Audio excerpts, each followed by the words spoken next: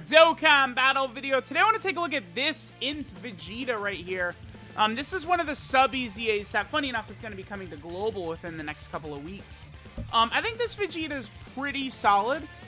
Depending upon the situation or what happens, I think you could see this Vegeta put up pretty impressive offense and defensive numbers, but more so defense. Right? I do feel like there's potentially situations where you could utilize this character to serve as like a good defensive role, even in like the red zone, right? Potentially against like Omega Shenron or something like that. I do think this Vegeta is pretty good, right? One of the big reasons for this is his super attack effect. He gets a 50% buff for 3 turns.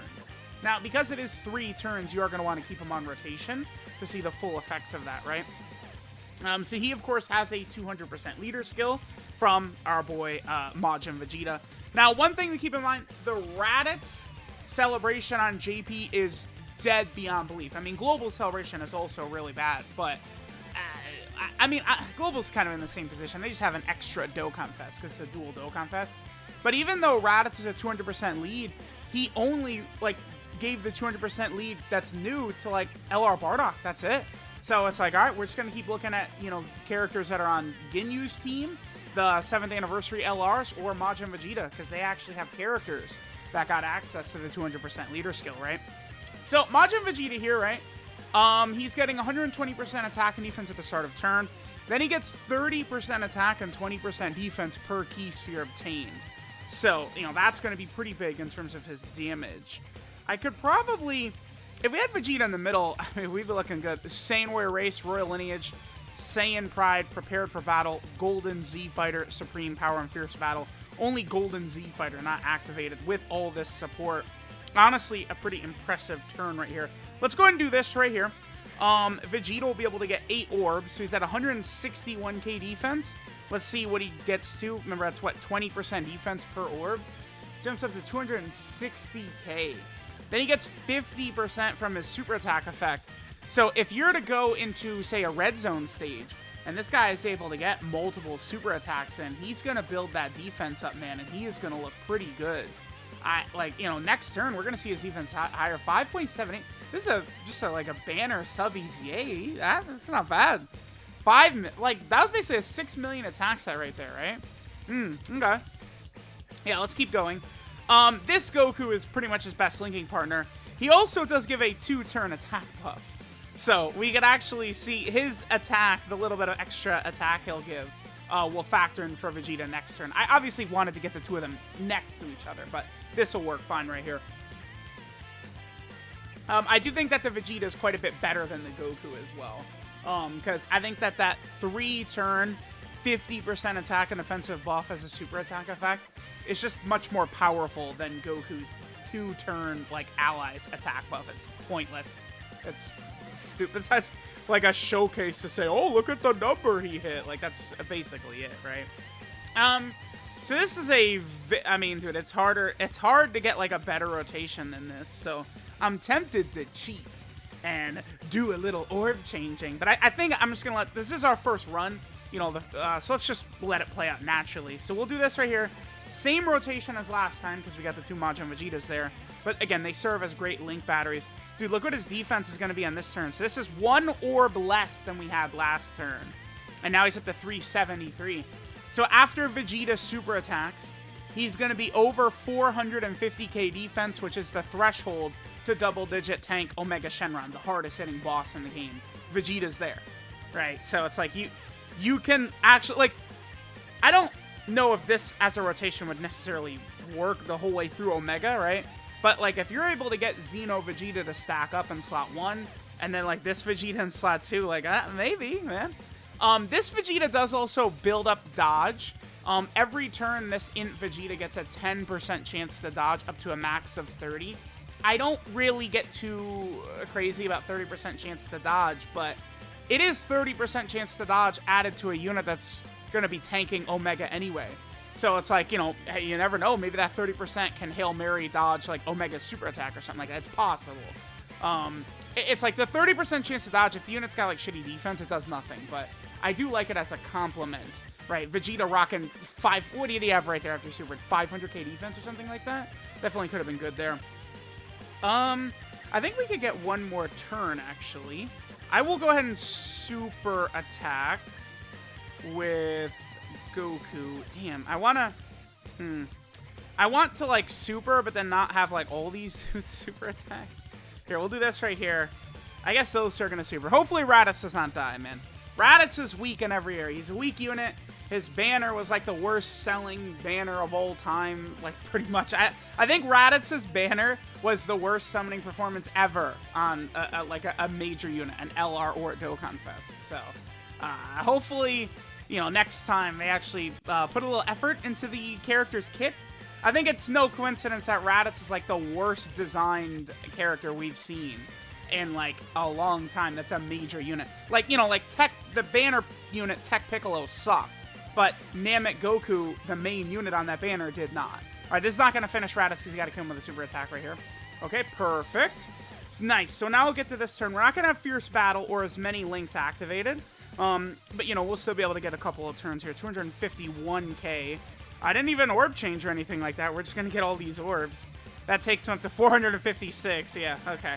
He's looking pretty good so far. He's actually pretty good. You know, this is a unit that's just, like, been on, like, every banner ever, basically. And, like, he's looking pretty solid. I remember this rat bastard, by the way.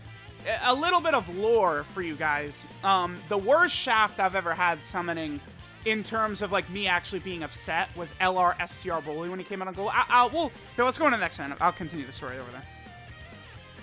Alright, so like I was saying, this guy got his awakening very, very early on Global, along with LR SCR Broly. It literally made no sense because it was before the INT Kid Buu Dokkan Fest, so Global had to beat the INT Kid, or what is it, the physical Kid Buu stage. You had to beat it 35 times because it was one medal per win back then, right? You had to beat it 35 times to awaken him early, this unit, on Global. But that Broly banner was like the worst. Oh, it was bad. That was before I was like a really big whale. I mean, the videos are up. I mean, you could go see me getting crushed by LR SCR Broly back when he came out in 2017. Okay, so we got a really good rotation right here next to this Goku. We could have everything except for, what is that, Saiyan Pride activated, but we, of course, want to make sure to get Vegeta in slot 1 right here. So we're at 161k defense. We'll get, you know, the orb buff, and then that jumps up to 249. So, dude, like, he's going to be, like, well over, like, 300k defense, like, immediately. Like, you know, it's, this Vegeta's no joke. Like, he's solid. Again, I don't really, the Goku is not as impressive, because the 50% for 3-turn super attack effect is very strong. You guys know this. Like, all these characters that drop that have these, like, 50% super attack, like, buffs for multiple turns, they just end up looking pretty damn good. But unfortunately, Goku was not given one the same way Vegeta was. But it's, I mean, it's okay, because it's like every single like fight ever, like every single time they release a unit, we actually have had like Vegeta units like get like completely shafted by the Goku units. I think the LR Super Saiyan 4 EZAs are an example of them doing a really good job as well. I think like you could probably argue either Goku or Vegeta depending upon the situation. If Vegeta had a proper 200% team, you know, maybe Vegeta would be better.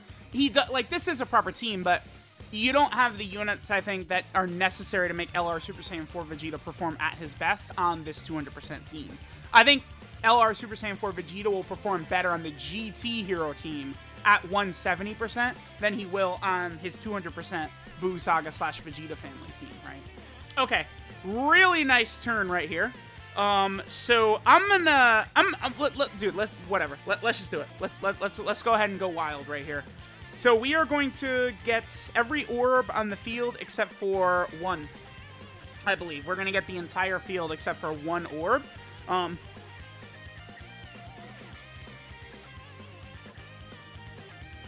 right, so we'll be able to get the entire field except for one orb, which is fine. So we'll be able to get 22 orbs right here. So we're going to go from 238k defense, and we're going to jump up to 649k defense. Pretty good. Let's go ahead and see what we get right here. Remember that Goku, by super attacking first, is giving Vegeta a minor attack buff as well. Hopefully Goku doesn't, like, double crit or something like that to finish his Vegeta off. Okay, that scared me for a second. All right, let's see what we get. Go ahead. Let's see. Oh! Damn, Vegeta. Wow. Well, I mean, when you orb change, right? Sure, but still, that's not bad. Okay. Nice 10 million spot there by this Vegeta. He's got potential, man. You can definitely run this guy in an event, like the red zone, in the red zone. And if things break your way, he could put up like an MVP type performance, I think. If he's double supering every turn too, like, oh my god, is he gonna look good? Dude, I don't even know, like, do I need to keep going? Like, I could probably finish already, right? Like, yeah, dude, he's pretty good. He's pretty nasty, man. Wow. Okay. Okay, man.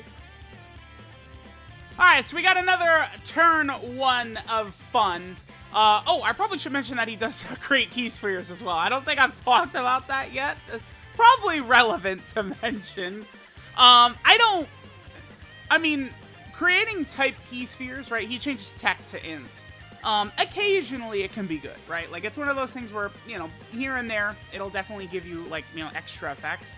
It'll allow you to get more orbs, stuff like that. Occasionally it doesn't do anything, though. That's why I find rainbow orb changing to be much better, is I would say it more consistently is going to give you a big path of orbs, compared to changing type orbs. You know, occasionally it does work just as good, but sometimes it does not. Alright, let's have Goku go in slot 1. Dude, I might just make this the last rotation. I mean, we've kind of seen what we wanted to see. So this is Vegeta's first turn, and he's going to be way over 300k defense, right? Then by his second turn, he's, you know, going to be jumping up near 500k. I might just end right here. So let me know what y'all think of this sub EZA Vegeta. He's pretty good. I feel like his numbers are solid, right? Like, this is not like a Dokkan Fest that came out yesterday, you know, like some terrible unit that came out the other day. This is a banner unit who his SSR's original release date was December 1st of 2015, and he is able to tank currently in 2022 the toughest boss in the game in terms of like damage output. This Vegeta can tank Omega Shenron. So, I am very impressed. Dude, yeah, I don't even have equips on him.